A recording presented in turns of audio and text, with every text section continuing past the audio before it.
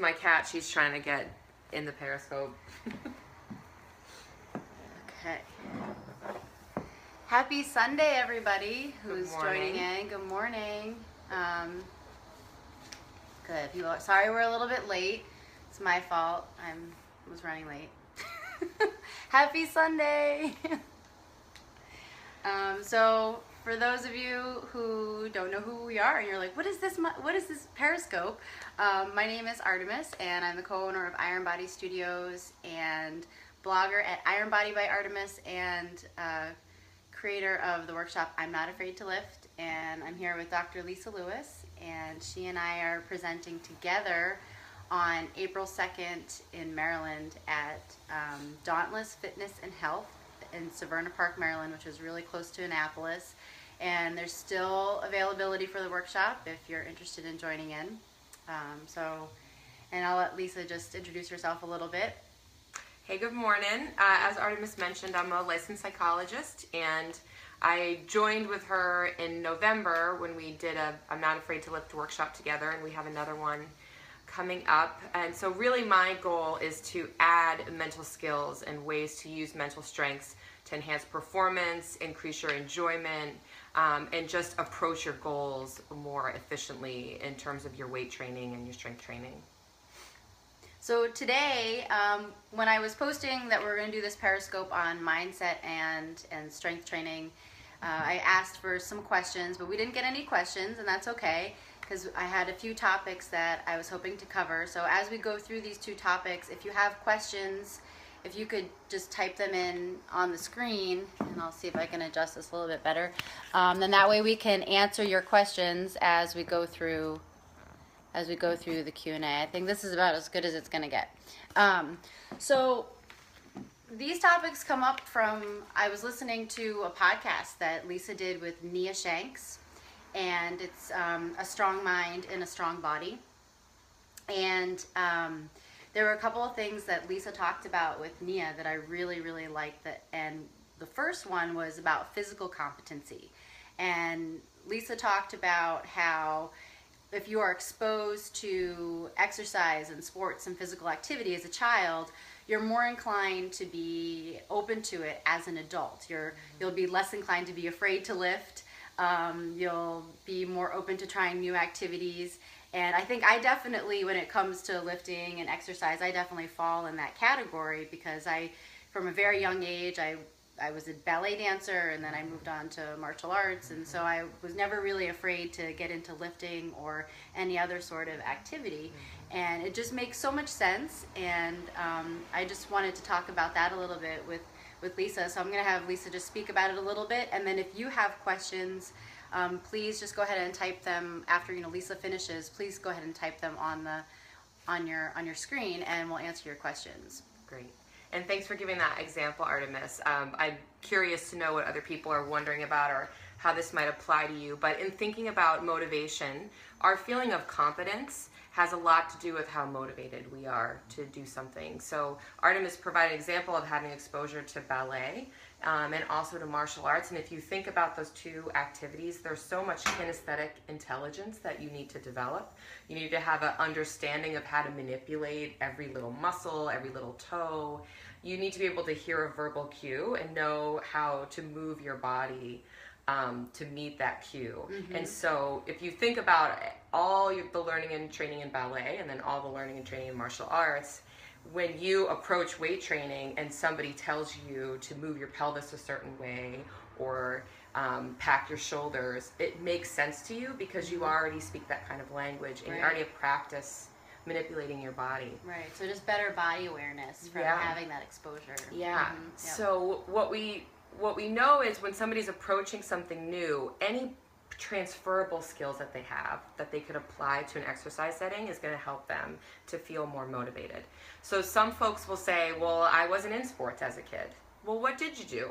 Were you a musical person? If you were a musical person, maybe doing some kind of exercise that's set to music will feel easier for you because you have a natural sense of rhythm, or you can anticipate when things are going to go faster or going to go slower.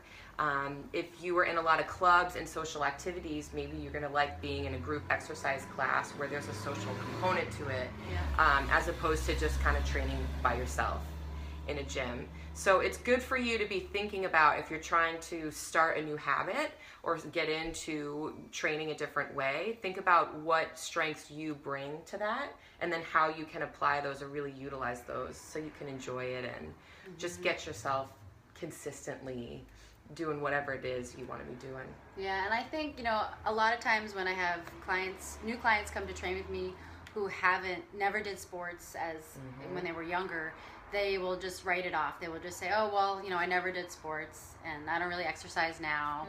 I walk, maybe I do a little yoga, but then they just stop it right there instead of trying to think a little bit deeper about maybe there is more of a connection they can make to making what they're about to do in their adult life, making that connection to help them to know where their body is in space and to make those connections, and also just to help to give them some motivation and confidence. And that kind of bums me out when I hear that kind of story about people who kind of come without having physical competency, because my dissertation, part of it really focused on the importance of PE. And somebody who was in the room when I was defending my dissertation was like, but what if my kid's just not an athletic kid? Can't they just not take PE?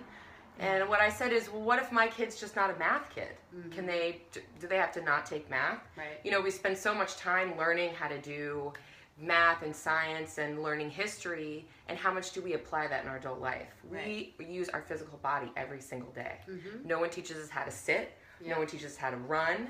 No one teaches us, a hip hinge pattern that is, healthy and effective. So there's really a lot to be said for people coming to training to feel proud about that, number one, but number two, to think there's so many skills that will help me to just live better every single day, because no matter what you're doing, you're inside your body all the time. So it's a great investment of your time. So is there anyone listening in, you have any comments or questions about the topic of physical competency? Maybe you didn't engage in sports and athletic activities when you were a child, but now you're getting into lifting. Even if it's just a comment, we'd love to hear it. We'll give people if not, we'll just move on to the next topic. All right. So the next topic that I wanted to talk about was just being gentle with yourself. And this also comes from the podcast that Lisa did with Nia Shanks. And I really like that topic because it's something I've said before too, just learning how to forgive ourselves. She missed the beginning. Well, we were talking about, in the beginning we were talking about physical competency. We were just moving into the next topic, but physical competency and how if you've been exposed to sports or physical activity as a child, you're more inclined to be able to jump into exercise and movement as an adult. And if you haven't been, then you're more inclined to be just more hesitant to be open to those activities as an adult, and perhaps more inclined to be afraid to lift. So with that, we were just wrapping that segment up with if you have any questions or comments about that concept. So feel free to go ahead and type it in if you do. If you don't, it's okay. We're going to move on. Okay, so just moving back into being gentle with yourself. So this was something that came up on the podcast that Lisa did with Nia Shanks, and I think it rings true for everyone, because as humans, I think that we are just really hard on ourselves, and it's definitely something I've said before about if you're, I'm a type A person. These are, yes, yeah, they're great questions, definitely. Because it'll help them.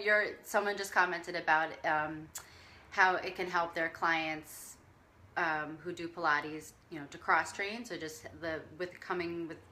going back to the physical competency, how this person's clients can relate to other activities that they do to help them with Pilates or just to help them with whatever activities that they do.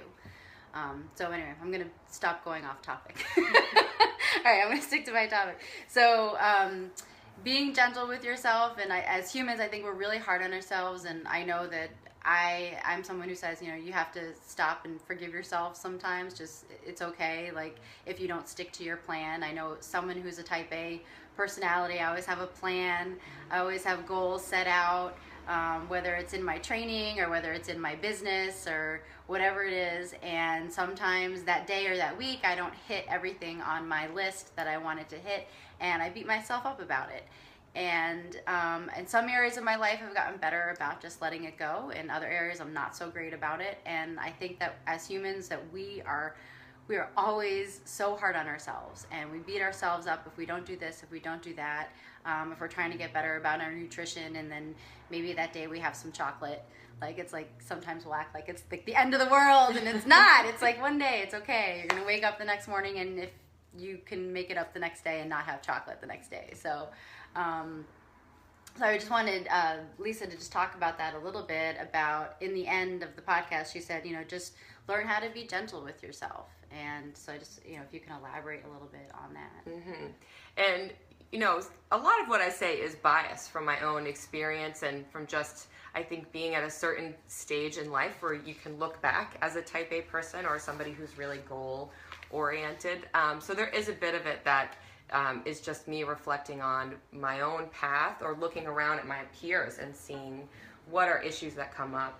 And when we did I'm Not Afraid to Lift in Boston, a lot of the people who were there were folks who were training really hard, who have really big goals, and who are pushing to kind of get that next little edge. And it seems to me like readers who will email me about an article are people who are really training hard pretty consistently and have high goals and are giving themselves a really hard time about not being able to attain something either that somebody else has that they can see on social media or that they feel they should. And we've talked about shoulds a lot in the past. Yeah. And there's really something lost in that. So getting focused on a number, either on the scale or on your barbell, you lose sight of the process of what you're doing. And you can feel black and white, so achievement or failure, when really it's all the process of pursuing a goal. And so I had someone email me recently who talked a lot about her own perfectionism. And I think perfectionism is a topic that's probably pretty common among people who are listening, people who are trainers or who are lifting really heavily, that we get focused on always improving or comparing ourselves to other people. I'll often hear clients that I work with say, like, everybody else is doing this except for me, or how come I can't have this and other people can? So there's sort of this fantasy that the person is the only one failing, when in reality we all have struggles. Right. So I think it's very important to keep part of yourself observing how well you're taking care of yourself. Would you say the things that you say to yourself to your best friend? Would you hold others to the same standard that you're holding yourself? Yeah. If one of your friends was telling you how they felt, which was the way that you feel, would you say, like, hey, chill out, like, take a break, take a week off, or, take a nap, something like that? I think we tend to get into a mode where we're really pursuing our goals, and then we just forget to take care of ourselves. And in doing that, we lose the excitement that comes with attaining the goal, and we also just beat ourselves up or wear ourselves down, or God forbid, injure ourselves or get sick. Right. Do something else that'll even push us farther away. One of the things that I liked that you said on the podcast was, moving away from that and really focusing on, we tend to focus on what we haven't done, what we haven't accomplished, where we're not yet, rather than what we have accomplished and where we are, how far we've come. And there's so much more of that than what we haven't done. And so just turning that mindset to focus on everything we have accomplished and how far we've come is, I think that's, it's hard to do, but I think that that's something that's really important for people to try and do on a regular basis. And I'm guilty of it. It's funny, I'll have my days sometimes where I'm beating myself up, like, out loud, and I'll be with Eric, my boyfriend, and he'll be like, There's this workshop that I know about. It's called "I'm Not Afraid to Live." I think you should go to that workshop. And it'll kind of stop me in my tracks. Like, yeah, I need to shut up. I need to start like taking my own advice that I give other people, because sometimes I'm not great at it. I think we're all like that. Yeah.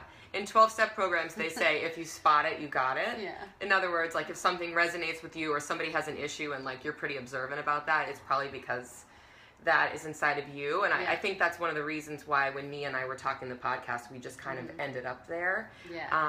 Because she was talking about how she tends to write about things that are things that she herself is working on, and other people can identify with it. And just speaking to the audience, I mean, if you think about it, I think we're up to 68% of the population is overweight or obese. Less than 50% of the population engages in regular habits of physical activity. So who's ever listening to this, whoever is coming to Lift seminars, whoever is listening to Nia, that is somebody who is doing something that most people are not doing. Right. And they're also savvy to knowing that weight training and strength training is a better use of their time. And they're doing something that's kind of outside of what the media is telling us we should be doing in the gym. So in a way, it's preaching to the choir just to say, work out and pursue goals. So in thinking about what are the things that this audience is struggling with, I think it's the other side of that. It's like, hey, I get up every morning or every day after work, I go to the gym and lift heavy weights. And I started here and I've progressed all the way to there. And recognizing that stuff keeps you jazzed. It keeps you energized. And there are those different stages. Is it the transcendental theory? Or is it the different stages of awareness in terms of making a change where you're not ready, and then you start, and then you are beginning to be ready, and that beginning to be ready is starting to listen to podcasts like this and start to read those, and start to read blog posts and things, start to have that awareness of like, okay, those are the little steps that people start to make to actually start to, before they start to actually engage in the activity, right? There's those different stages that gets them to help make that change. That's right. Yeah, that's Prachastin Di Clemente, who studied those stages of change, that somebody actually is kind of ambivalent or just kind of contemplative about making a change before they actually start doing something. And that's really a good time to get exposed to information and hear people talk about it and kind of absorb that more. It helps you to approach changing your behavior. Right. But it's the first step because it demonstrates awareness and it demonstrates like they are aware that they need to make that change, and then so they start to engage their interest and learn more about it so they can feel comfortable before they act on it. So I think that's, so if you're in that stage where you're learning and you haven't quite acted upon something yet, but you're in that stage where you're actually like tuning into podcasts like this, or trying to read more information, or learning more about lifting, or whatever it is, that's actually, it's a really good thing. You have to look at it as a positive thing. Even if you haven't taken action on, like physical action on it yet, you are doing some action on it to get ready, some preparation. So are there any comments or questions about being hard on yourself and learning how to forgive yourself, or learning how to be a little bit more gentle on yourself? If you have any comments at all or questions. No, that's okay. All right. Well, hopefully some of this information was helpful for us to elaborate on. And if you haven't listened to the podcast that Lisa did with Nia Shanks, it's available on Nia's website.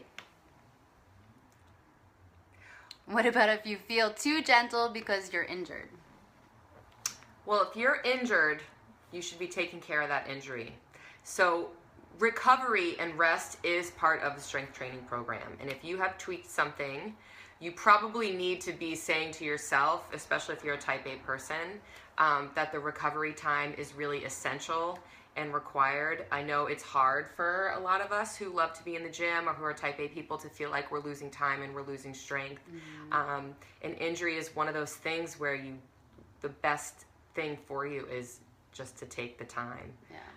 And not to push it. And from a physiological aspect, on your body, stress is stress. So if you're injured, your body is feeling stress. And if you go to, and exercise is stress on our body. So if you go and you add to that with exercise for more stress on your body, it's going to either prevent the healing process, or it'll either inhibit it, or it'll slow it down. So it's better to just let the only stress be on your body be that injury, so that your body can heal and get better, and then be open to the stress of exercise once you start to feel better. And it's really hard mentally, I know. I think in times like that, it's maybe not being into your lifting routine, but maybe finding some really easy activities like walking. And you can go for long walks, listen to podcasts, listen to books on audiobooks, and finding other physical activities that will help you to feel like you're doing something but aren't too much stress on your body, so it allows your body to heal. Are there any other questions on that topic? It's a good question. It was a really good question, definitely.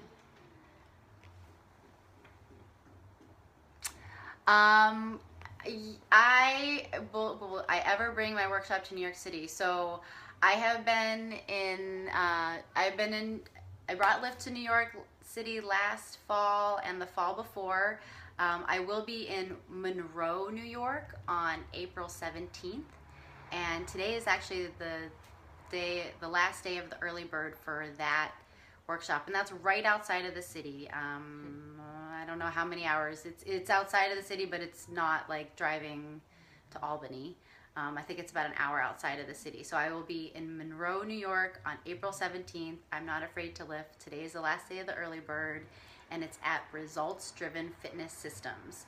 Right now I don't have anything scheduled for New York City in Manhattan. But I do anticipate that I will be back there at some point. But if you're looking for New York, April 17th. So. And if you're in Maryland, again, Lisa and I will be at Dauntless Fitness and Health in Severna Park, Maryland, which is right near Annapolis, on April 2nd, and there's still spots available for that workshop. I think we have 6 spots available right now. And you can find all the registration information on my website, www.ironbodybyartemis.com. So just under workshops, you can find all the registration information and any other detail for the workshops. So thank you for joining us on this Sunday. It was really nice to talk to everyone, and we will see you next time. Thanks for tuning in. Yep. Bye. Have a great day.